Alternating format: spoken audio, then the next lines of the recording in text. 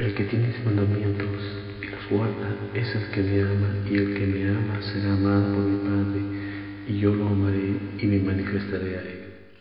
El Señor nos hablará hoy en Mateo capítulo 17 versículos del 24 al 27. Cuando llegaron a Capernaum, se acercaron a Pedro los que cobraban las 2 dracmas y le preguntaron: ¿Vuestro maestro no paga las 2 dracmas? Él dijo: sí. Al entrar él en la casa, Jesús le habló primero diciendo: ¿Qué te parece, Simón? Los reyes de la tierra, ¿de quiénes cobran los tributos o los impuestos? ¿De sus hijos o de los extraños? Pedro le respondió: de los extraños. Jesús le dijo: luego los hijos están exentos. Sin embargo, para no ofenderlos, ve al mar, echa el anzuelo y toma el primer pez que saques. Ábrele la boca y hallarás una moneda. Tómala y dásela por mí y por ti. Particularmente siempre considero lo que nos dice el último versículo de los Evangelios. Hablo del punto de vista de su ubicación, como es la del libro de San Juan, antes de preparar un mensaje. Dice Juan capítulo 21, versículo 25. Y hay también otras muchas cosas que hizo Jesús, las cuales, si se escribieran una a una, pienso que ni aun en el mundo cabrían los libros que se habrían de escribir. Amén. Por lo tanto, debemos tener una gran expectativa de que un relato, por más simple que parezca, tiene grandes lecciones para nosotros, y de mucha importancia, porque el Espíritu Santo escogió de todos ellos apenas algunos para que sea registrado en los Evangelios, y cada uno de ellos es singular, único y de enorme enseñanza para nuestras vidas. Empezamos entonces en el versículo 24. Cuando llegaron a Capernaum, se acercaron a Pedro los que cobraban las 2 dracmas y le preguntaron: ¿vuestro maestro no paga las 2 dracmas? Este versículo de nuestra enseñanza de hoy empieza diciendo: cuando llegaron a Capernaum. Ahora bien, es interesante saber que Capernaum significa lugar de arrepentimiento. Esta ciudad fue muy significativa en la vida de Jesús. Podemos decir que era su centro de operaciones por un buen tiempo. Así también en lo espiritual, Jesús permanece y se asienta en todos aquellos que proceden al arrepentimiento. Dice Marcos capítulo 1 versículo 15, diciendo: el tiempo se ha cumplido y el reino de Dios se ha acercado. Arrepentíos y creed en el Evangelio. Eso fue después de que fue expulsado de Nazaret, que significa brote florido. 2 palabras muy importantes: arrepentíos, dar un giro de 180 grados en nuestra forma de vivir. Y lo otro, creed en el Evangelio. ¿Y qué es el Evangelio? Son las buenas nuevas que nos trajo Jesucristo, enviado por el Padre. Dice Juan capítulo 1 versículo 14: y aquel verbo fue hecho carne y habitó entre nosotros, y vimos su gloria, gloria como del unigénito del Padre, lleno de gracia y de verdad. Y cuando Cristo volvió al Padre, dejó la buena semilla. Dice Mateo capítulo 13 versículo 38: el campo es el mundo, la buena semilla son los hijos del reino, y las cizañas son los hijos del malo. La buena semilla que dejó lo trajo del Padre, porque bueno hay solo uno. Dice Lucas capítulo 18 versículo 19. Jesús le dijo: ¿por qué me llamas bueno? Ninguno hay bueno sino solo Dios. Ahora, es interesante saber lo que dice Salmos capítulo 96 versículo 12. Regocíjese el campo y todo lo que en él está, entonces todos los árboles del bosque rebosarán de contento. Dice él está con acento, como si se tratase de una persona. Bien, volvamos a nuestro texto principal, siguiendo en el versículo 24. Luego dice: se acercaron a Pedro los que cobraban las 2 dracmas y le preguntaron. Ahora bien, nos preguntamos, ¿por qué no se acercaron a Jesús? Espiritualmente hablando, podemos decir: nadie se acerca a Jesús al menos que Él los llame, como cuando lo hizo con Mateo. Dice Mateo capítulo 9 versículo 9: pasando Jesús de allí, vio a un hombre llamado Mateo, que estaba sentado en el banco de los tributos públicos, y le dijo: sígueme. Y se levantó y le siguió. Siguiendo en la última parte del versículo 24, le preguntaron: ¿vuestro maestro no paga las 2 dracmas? Vean que dice vuestro maestro. ¿No se supone que Cristo es el maestro de todos? especialmente de los creyentes o los que se dicen ser creyentes, es decir, los cobradores, aquellos judíos, no le seguían a Jesús, menos lo conocían. Entonces dice que le preguntaron a Pedro si Jesús pagaba los 2 dracmas. La respuesta fue un confidente sí. Probablemente Pedro había visto que su Señor hacía este pago en alguna otra ocasión anterior. Este tributo no era una imposición hecha por el Imperio Romano, sino un impuesto hecho por los judíos, cada año a beneficio del templo. Y la base de este pago era por el mandamiento que se encuentra en Éxodo capítulo 30, versículos del 11 al 16. Habló también Jehová a Moisés diciendo: Cuando tomes el número de los hijos de Israel, conforme a la cuenta de ellos, cada uno dará a Jehová el rescate de su persona cuando los cuentes, para que no haya en ellos mortandad cuando lo hayas contado. Esto dará todo aquel que sea contado, medio siglo conforme al siglo del santuario. El siglo es de 20 jeras. La mitad de un siglo será la ofrenda a Jehová. Todo el que sea contado de 20 años arriba dará la ofrenda a Jehová. Ni el rico aumentará ni el pobre disminuirá del medio siglo, cuando dieran la ofrenda a Jehová, para hacer expiación por vuestras personas. Y tomarás de los hijos de Israel el dinero de las expiaciones, y lo darás para el servicio del tabernáculo de reunión. Y será por memoria a los hijos de Israel delante de Jehová, para hacer expiación por vuestras personas. Como se sabe, antiguamente no existía la moneda, sino que las transacciones se hacían con artículos o elementos diversos, principalmente de oro y plata. Por ejemplo, el primer personaje bíblico que se menciona haciendo una compra y pagando por ella es Abraham, el día que falleció su esposa. Veamos Génesis capítulo 23, versículos del 14 al 16. Respondió Efrón a Abraham diciéndole: Señor mío, escúchame, la tierra vale 400 siglos de plata. ¿Qué es esto entre tú y yo? Entierra pues tu muerta. Entonces Abraham se convino con Efrón, y pesó a Efrón el dinero que dijo, en presencia de los hijos de Het, 400 siglos de plata, de buena ley entre mercaderes. Ahora, dice Éxodo que había que dar esta ofrenda cada vez que se hiciera el censo del número de los hijos de Israel, de todos aquellos que tenían más de 20 años. Y esto era para que no hubiera mortandad cuando se hiciera el censo, porque para Jehová no era bueno hacer el censo, porque el pueblo, el ejército, confiaría más en sus fuerzas si eran muchos, o timoratos si eran pocos. Esa fue una de las razones por la que Dios le dijo a David que no censara, pero Satanás lo incitó y lo hizo. Pero volviendo a lo del tributo, esto era solamente para cuando se hacía el censo, no había necesidad de seguir este procedimiento cada año. Pero los hombres codiciosos del templo habían logrado imponerlo en la nación como una aventura anual. Dice Proverbios capítulo 29, versículo 4. El rey que actúa con justicia afirma el país. El que solo exige tributos lo destruye. Versículo 25 de nuestro texto principal. Él dijo, sí. Pedro dijo, sí. Al entrar él en casa, Jesús le habló primero diciendo, ¿qué te parece, Simón? Los reyes de la tierra, ¿de quiénes cobran los tributos o los impuestos? Aquí podemos resaltar el carácter divino de Jesús. Seguro estaba leyendo el pensamiento de Pedro, la omnisciencia de Jesús, porque Jesús, antes de que Pedro abriese la boca, porque Pedro era de hablar rápido, Jesús se le anticipó. Así dice en otras versiones.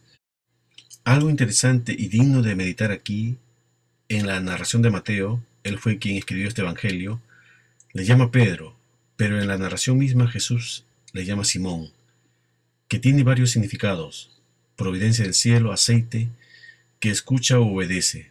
Es decir, Pedro obedecía y aprendía todo lo que el maestro le enseñaba. Luego después Jesús le cambia de nombre. Vemos Mateo capítulo 16, versículos del 16 al 18.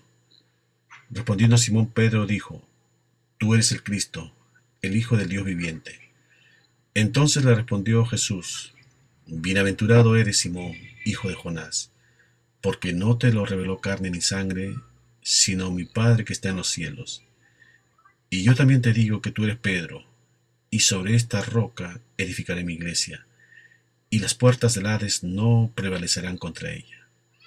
Así es como es el proceso de un discípulo. primero aprende y obedece, luego Dios la revela y se revela ante alguien así. Recordemos que la narración de Mateo no está ubicado cronológicamente. Versículo 26 de nuestro texto principal.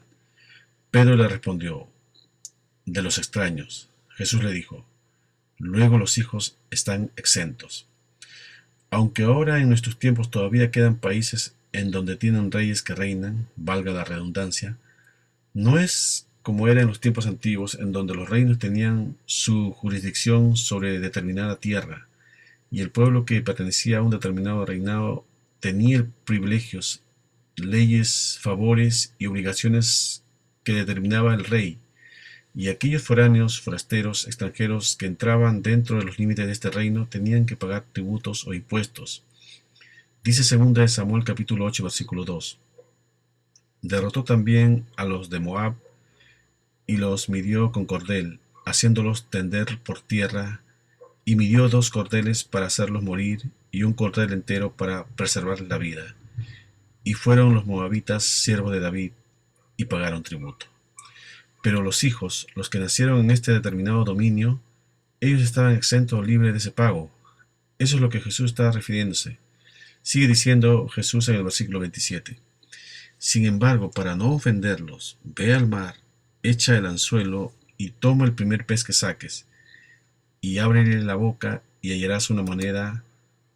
Tómala y dásela por mí y por ti. Vean lo que Jesús le dijo a Pedro para no ofenderlos. La palabra aquí no se refiere a una pequeña ofensa. La palabra aquí es aquella que llega a interferir en la vida espiritual de una persona. Si Jesús no hubiera pagado, el Evangelio sería perjudicado de alguna forma. Un cristiano siempre enfrentará situaciones en que renunciará a sus derechos para bendecir a otras personas. Y no es fácil. Muy a menudo se escucha: fue él el que me ofendió, fue él el que empezó y traspasó mis derechos. Palabras del maligno que pone en la boca de uno que dice llamarse cristiano. Otros dicen: yo sé que es cierto y no me importa lo que piensen en mí. Eso tiene como autor a Satanás.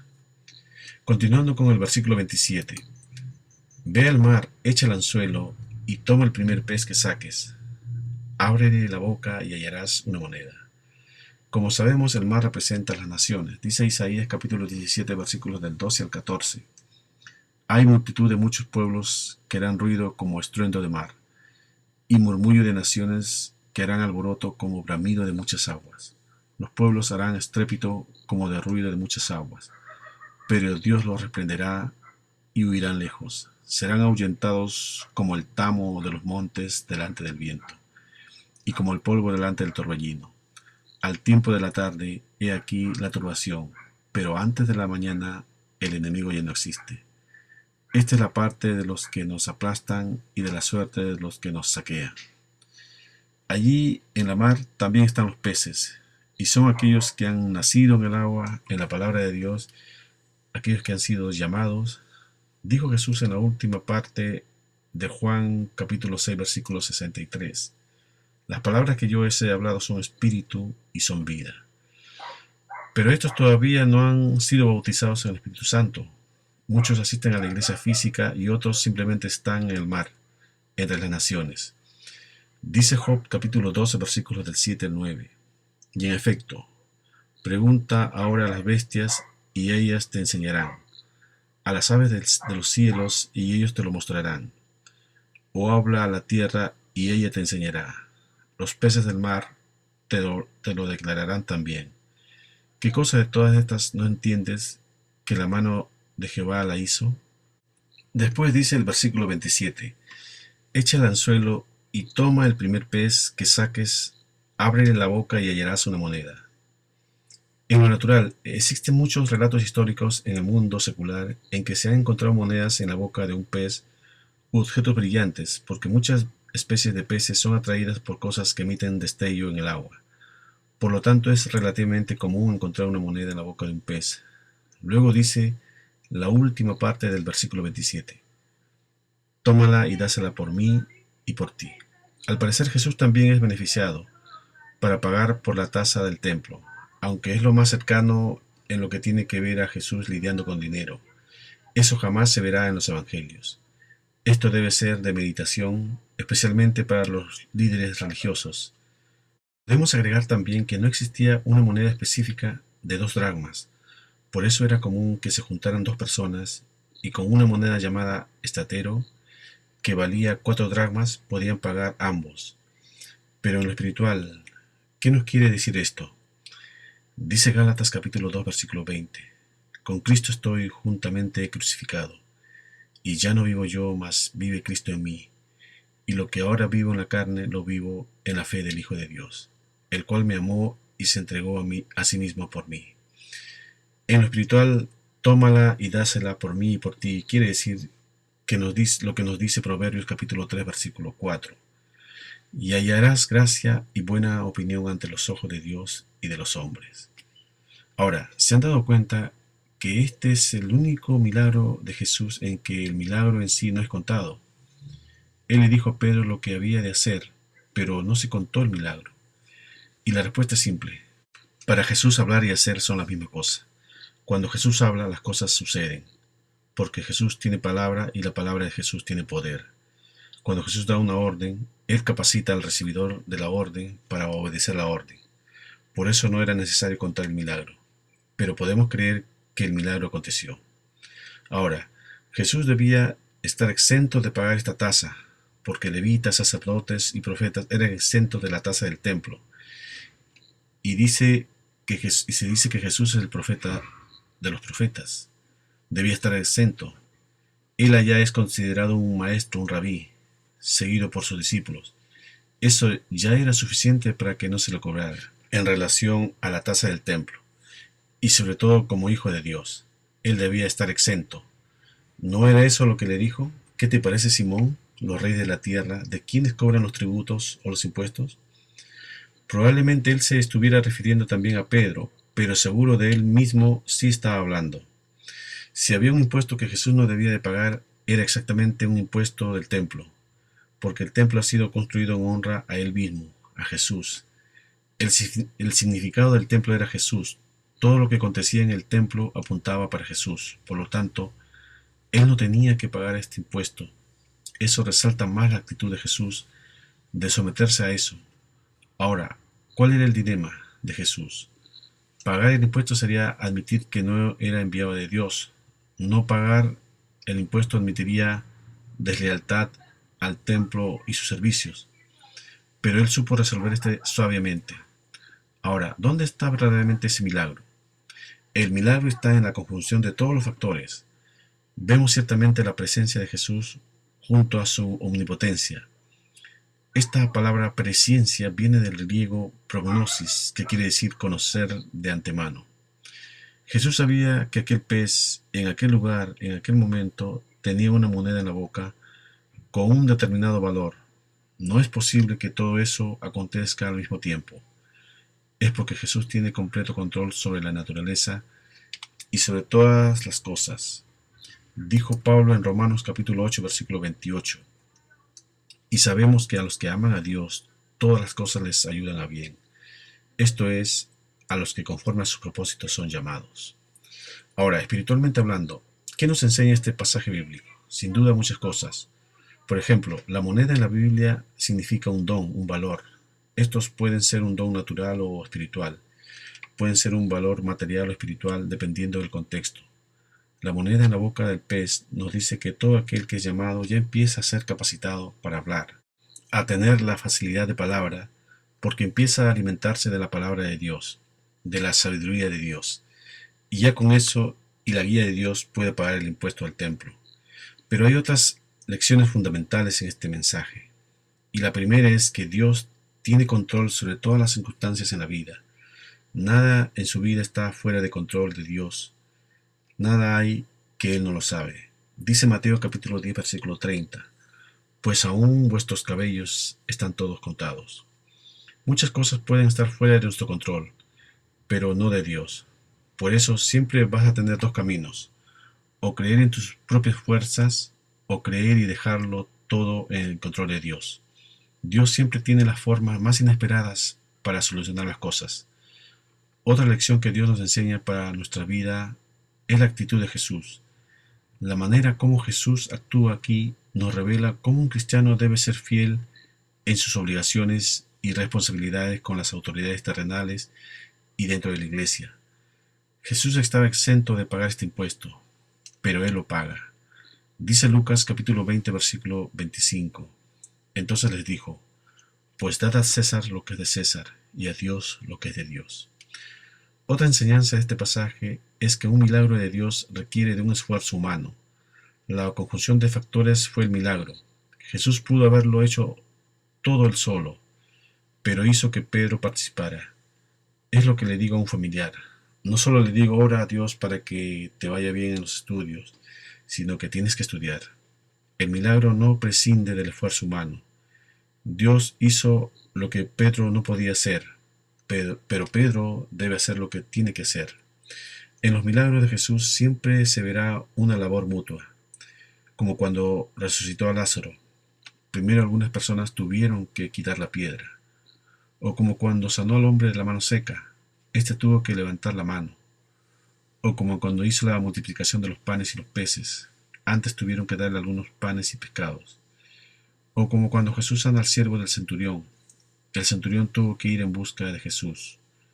O como cuando vino la salvación a la casa de Zaqueo, él tuvo que subirse a un sicómoro para ver a Jesús. O como cuando Jesús sana al paralítico, éste tuvo que levantarse y andar. O como cuando Jesús sana a la hija de un oficial, éste tuvo que ir en busca de Jesús. Como ven, siempre vemos duplicidad en los milagros de Jesús. Y algunas veces solo la fe, pero hay que tenerla.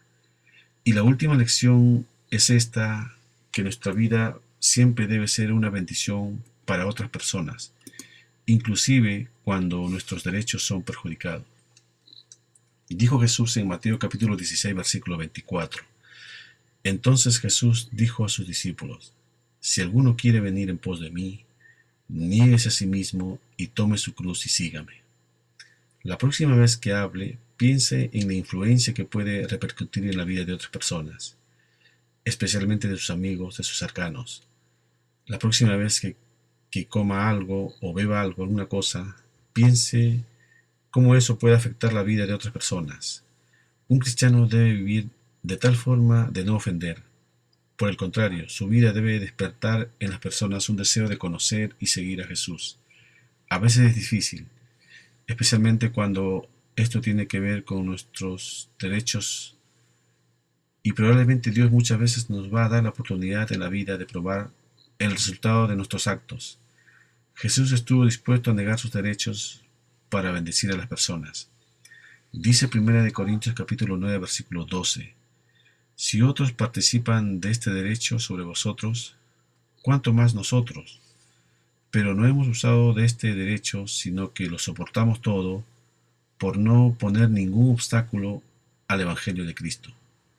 También 1 Corintios capítulo 10 versículos del 23 al 33. Todo me es lícito, pero no todo conviene. Todo me es lícito, pero no todo edifica. Ninguno busque su propio bien, sino el del otro. De todo lo que se vende en la carnicería, comed sin preguntar nada por motivos de conciencia, porque del Señor es la tierra y su plenitud. Si algún incrédulo os invita y queréis ir, de todo lo que os ponga delante, comed, sin preguntar nada por motivos de conciencia. Mas si alguien os dijere: esto fue sacrificado a todos los ídolos, no lo comáis por causa de aquel que lo declaró, y por motivos de conciencia, porque del Señor es la tierra y su plenitud. La conciencia digo, no la tuya, sino la del otro. Pues, ¿por qué se ha de juzgar mi libertad por la conciencia de otro? Y si yo con agradecimiento participo, ¿por qué he de ser censurado por aquello que doy gracias? Si pues coméis o bebéis o hacerlo otra cosa, hacedlo todo para la gloria de Dios. No seáis tropiezo ni a judíos ni a gentiles, ni a la iglesia de Dios, como también yo en todas las cosas agrado a todos, no procurando mi propio beneficio, sino el de muchos, para que sean salvos. Vean también cómo Pedro aprendió la lección, que más tarde escribió en 1 de Pedro capítulo 2 versículos del 13 al 16. Por causa del Señor, someteos a toda institución humana, ya sea al rey como al superior, ya sea a los gobernadores como por él enviados para castigo de los malhechores y alabanza de los que hacen bien, porque esta es la voluntad de Dios, que haciendo bien hagáis callar la ignorancia de los hombres insensatos, como libres, pero no como que tienen libertad como pretexto para hacer lo malo, sino como siervos de Dios. Honrad a todos, amad a los hermanos, temed a Dios, honrad al Rey. Pregunto, ¿aprendimos la lección? ¿Se encuentra en alguna situación en que fueron perjudicados tus derechos? Aprendamos lo que nos enseña Jesús, a someternos a otras personas a fin de rescatar alguna relación. Debemos pagar el impuesto de pertenecer en el reino de Dios. Jesús le dará a los peces con la moneda en la boca, tal vez a alguna persona para que sirva de intermediario. Jesús puede hacer el milagro de muchas formas y de capacitarlo y bendecirlo si usted lo obedece. Dice Mateo capítulo 7 versículos del 7 al 8. Pedid y se os dará, buscad y hallaréis, llamad y se os abrirá. Porque todo aquel que pide recibe, y el que busca halla, y al que llama se le abrirá. Él es Dios, clame a Dios para que Dios coloque en su corazón esa actitud. Dios le ayudará si usted está dispuesto a empezar. Padres, ¿están ustedes viviendo una crisis de relación con sus hijos? ¿No hay más respeto? ¿Están dispuestos a renunciar a sus derechos a fin de reconquistar la relación con los hijos? Lo mismo, hijos, ¿están dispuestos a dimitir sus derechos a fin de llevarse de nuevo bien con sus padres? Jesús hace el milagro, pero usted debe tomar la iniciativa. Dice Efesios capítulo 6, versículos del 1 al 9. Hijos, obedeced en el Señor a vuestros padres, porque esto es justo. Honra a tu padre y a tu madre, que es el primer mandamiento con promesa, para que te vaya bien, y seas de larga vida sobre la tierra. Y vosotros, padres, no provoquéis a ira a vuestros hijos, sino criadlos en disciplina y amonestación del Señor. Siervos, obedeced a vuestros amos terrenales con temor y temblor, con sencillez de vuestro corazón, como a Cristo, no sirviendo al ojo, como los que quieren agradar a los hombres, sino como siervos de Cristo, de corazón haciendo la voluntad de Dios, sirviendo de buena voluntad, como al Señor y no a los hombres, sabiendo que el bien que cada uno hiciere, ese recibirá del Señor, sea siervo, sea libre. Y vosotros, amos, haced con ellos lo mismo, dejando las amenazas, sabiendo que el Señor de ellos y vuestro está en los cielos, y que para Él no hay acepción de personas. Para terminar, debemos meditar en algo. Pedro era muy cercano al Señor, y por ello se benefició de muchos de los milagros de Jesús, como la cura de la suegra de Pedro, o como cuando Jesús entró en la barca de Pedro para la primera pesca milagrosa, o como cuando Pedro anduvo sobre el mar, o como cuando Jesús restableció la oreja cortada por Pedro, o como cuando Pedro fue libertado milagrosamente de la prisión. Y esto debido a la cercanía de Pedro con Jesús, lo cual nos hace ver de los beneficios que podemos tener estando cerca de nuestro Señor Jesucristo.